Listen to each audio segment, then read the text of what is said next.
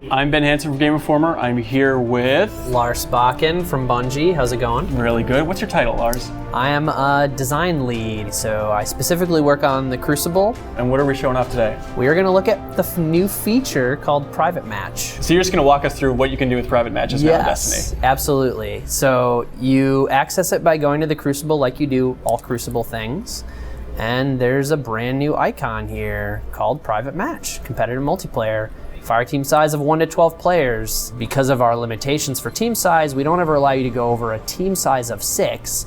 But the interesting thing is, on the right-hand side where you normally see, your name and emblem, you'll be able to have 12 people in a lobby for the first time in Destiny. Now you can't go into other activities and play with 12 players, but you can play in private matches with up to 12 players. Can you give an example of like some of the bizarre custom games that you can have going on here in Destiny now?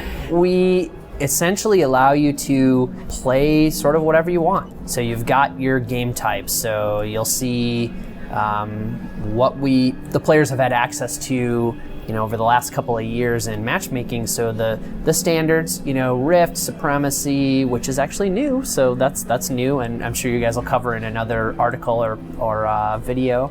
But Control, Clash, Rumble. There's a few pages here, so we've obviously got a bunch dedicated to Inferno. Obviously the new Supremacy stuff, and Mayhem, of course, fan favorites. So you know what, might as well just choose Mayhem Rumble for purposes of demonstration here.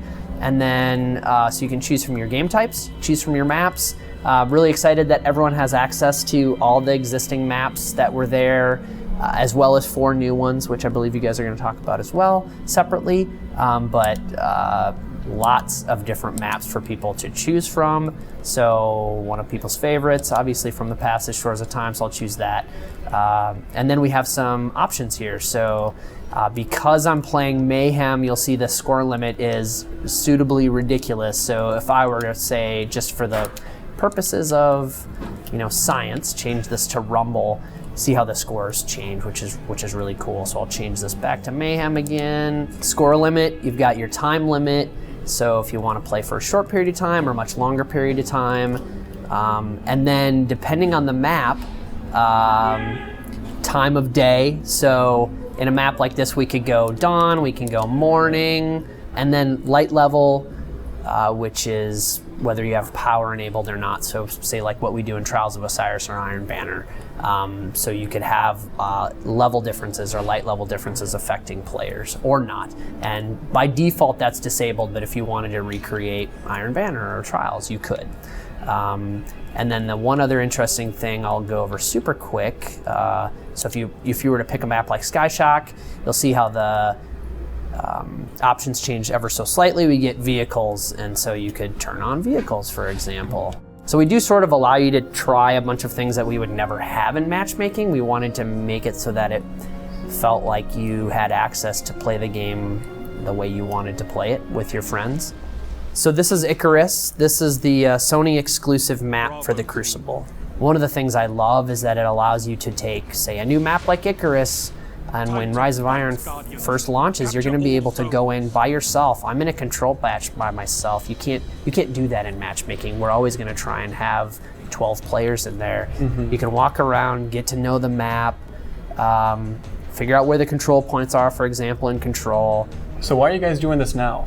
Why Rise of Iron? Like anything, these types of features are sometimes more complicated than you think. It's one of those things we wanted to have. We've heard people say it. We've ourselves wanted to put it in the game, but it made sense now. It just seemed right. Like there's a lot of content for people to play, a lot of maps now, a lot of game types. And so it feels like a really fully featured option. And what do you have in mind for the future of this mode? That's a good question. I think we're going to find out what people enjoy, what people think is missing, and like anything in Destiny, it's a ever-evolving piece of software. We love to listen to the fans. We love to hear what they're saying, try and give them more. They're always asking for more, so that's always the challenge, but we'll see what they have to say. Like, we feel like this is a very good first stab at the private match experience.